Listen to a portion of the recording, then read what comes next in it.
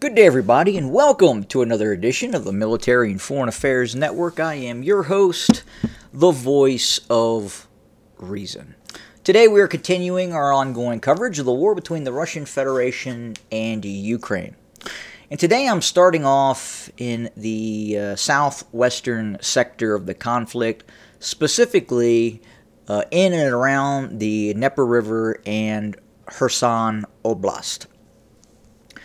Now, I woke up this morning and I observed a Newsweek article.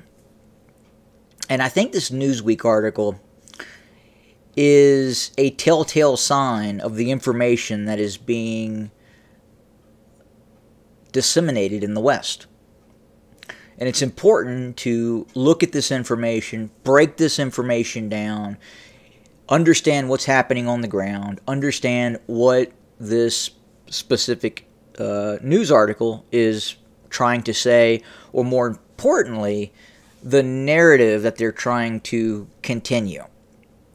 So the article states this, and this is Newsweek. Ukrainian troops have landed on the left bank of the Dnieper River. So if you were looking south by southwest, it would be on your left-hand side. This is the left bank. This is the right bank. This is the east bank. I'm sorry, this is the east bank. This is the west bank. I usually call it east and west. And if you look at the article, if you read the article and what it says, and it's important to do this. Ukrainian forces have successfully established positions along the eastern bank of the Dnieper River in the past few days, and a sign that Russian forces are losing their defensive positions in the south. And this is coming from the Institute of Study of War. Now, you also have the ability to see video evidence of this happening. And that's the important component of what you are looking at. The video evidence of what you are seeing.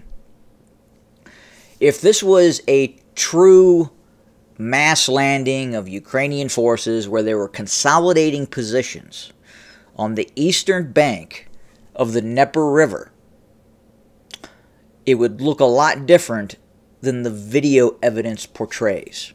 You would see tanks, you would see hundreds of troops, you would see vehicles, you would see supply, you would see logistics, you would see pontoon bridges being established.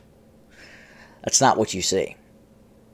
In the video evidence, you see a small boat, 1 to 2 small boats, carrying, I'm guesstimating, about 4 to 5 Ukrainian troops, land on the eastern bank of the Dnieper River.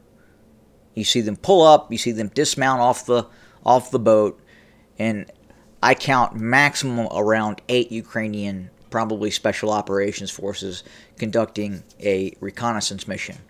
Now look, it is a fairly expansive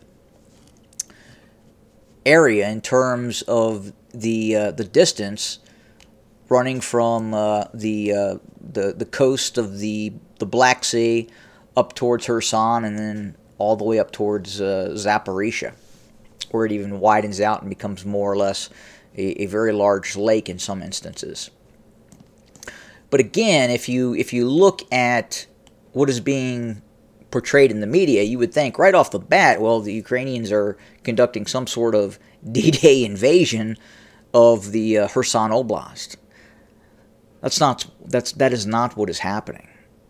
That's not what's happening at all. It is a reconnaissance mission with a few dozen Ukrainian forces on that side of the bank. They're probably being supported by Ukrainian artillery. If you look at the force disposition, at least that's portrayed on this map, you have a variety of units. You have the 73rd Naval Center of Special Operations. I'm guessing that's the unit that was conducting operations on the eastern bank of the Dnieper River.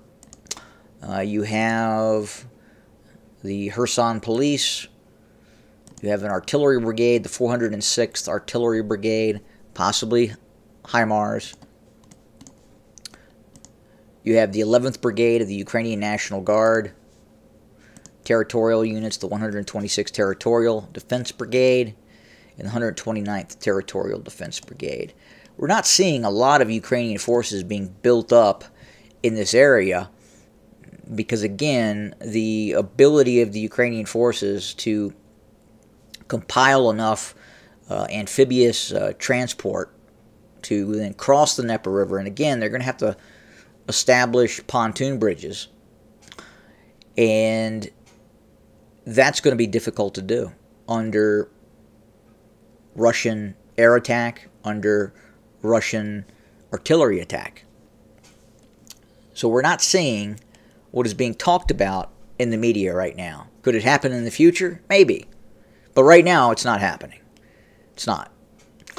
Now, compounding that, we are seeing a buildup of Russian forces just south of Vuhledar.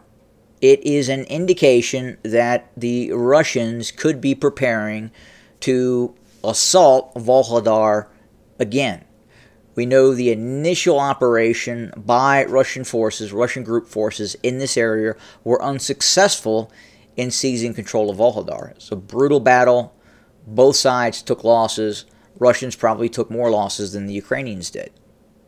Deployed in this area, again, you've got Russian Naval Infantry Brigades, the 155th, the 40th, being supported by the 36th Motorized Rifle Brigade, the 11th Vostok, and there are also Russian Spetsnaz forces, obviously, in this area as well, supporting those Russian forces.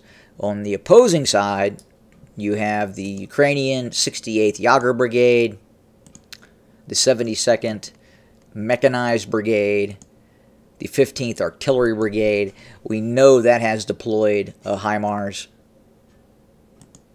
The 109th Territorial Brigade, and then finally an additional artillery of the 55th Artillery Brigade. Now, I said that the 15th Artillery Recon Brigade may have had HIMARS. We're not sure on that. They could be either or both, possibly, at this point. We just don't know. Now, there are other assets as well.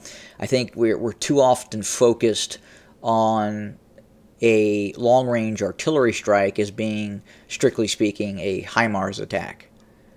There are other systems that the Ukrainians have deployed and have been given that could mimic the HIMARS. There have been Turkish systems handed over. They are very high-quality systems. Obviously, the Ukrainians are also using the Brimstone. That little bit different system, unless it's equipped with a high explosive as opposed to a high explosive anti-tank warhead. I think a lot of them are now dual purpose, but those are more or less for very, very precise strikes against an armored vehicle or a building or bunker or something along those lines. So again, we're seeing that build up, so we anticipate the Russians could make another effort towards Vuhledar. They're very close. So this is kind of the area near Vuhledar, if you can see that on the map. It's a more or less a Soviet-designed air war town, city. There's no real single-family homes. All of these buildings in Vuhledar are made up of Soviet-era apartment blocks, multi-story, 9, 10-story, 9-story, Soviet-style, made out of cement, concrete apartment buildings that can be used as defensive redoubts. The Ukrainians are using these apartment buildings that were once civilian infrastructure as defensive positions against Russian forces. So yes, most of Vuhledar has been evacuated, and when you see that a building is being shelled, it is because these buildings are being used by Ukrainian recon units. They have anti-tank guided weapons teams on top of these and inside of these buildings and under these buildings. And the Russians, as in the case throughout the history of war, are reducing those buildings and destroying those buildings because they have enemy combatants inside of them, not necessarily civilians. But a lot of times what you'll see is you'll see these buildings being hit and shelled, and that is then kind of segued into, well, the Russians are shelling civilian areas. Well, yeah, they're shelling civilian areas. They're no longer inhabited by civilians. They have Ukrainian military units in those buildings. I mean, but at the same time, what are the Ukrainians going to do? Are they going to just build a trench in the middle of an open field like the British in the 1700s and line up and fight the Russians? No, they're not going to do that. They're going to fight in these urban areas, and that's what's happening. And then finally, last but not least, the Bakhmut news. I believe at this point you may call it the Zelenskyy Folly. It's looking more and more like that. Quite honestly, it's looking like a political decision was made to keep those Ukrainian forces in Bakhmut, to hold Bakhmut for whatever purpose, possibly as a holding force for another operation soon to come. Difficult to say. But it is going to cause quite a few Ukrainian forces to either be killed, wounded, or at some point surrender. And that's kind of where we're at. If we go over back to the deep state map, let's see here. There we go. And you look at the last day, the last 24, 48 hours, the Russians have made some gains. Greater gains than we usually see in a one-day period. So we'll just kind of go back one day and we'll go forward. So you're looking at multiple blocks being seized control by Russian forces. Back, forward, back, forward. This area here was used as a Ukrainian garrison headquarters for operations in Bakhmut. Again, forward, back. The Russians have now entered it. And the lasting holdouts of Ukrainian forces are just on the far western side of the city of Bakhmut. Again, you've got these Soviet-era apartment blocks that are being used as defensive redoubts for Ukrainian forces. You have some single-family homes to the northwest of the city, and in this area here, the recent area that was taken by the Russians, predominantly single-family and also buildings and apartments too that have been captured. And again, and we'll go back just a couple of days where you can kind of see what's happened. And then fast forward. So again, done with purpose, and the Ukrainians are fixed. This is what the Russians wanted to do. And now, again, this perpetual pounding by, in some cases, very precise 152 millimeter artillery fire, 122 millimeter, 130 millimeter. Obviously, they continue to use glide bombs, air attacks, other systems as well in this area. Very, very difficult situation for Ukrainian forces to stay in this area. Very difficult. Hats off to those guys who stayed in this area to fight. Unfortunate situation for them, but nonetheless, they did their duty. And that pretty much covers it for today. We will continue to monitor, report, and bring you more content for your consumption. Thank you for joining us. More to come very, very soon. Have a good day.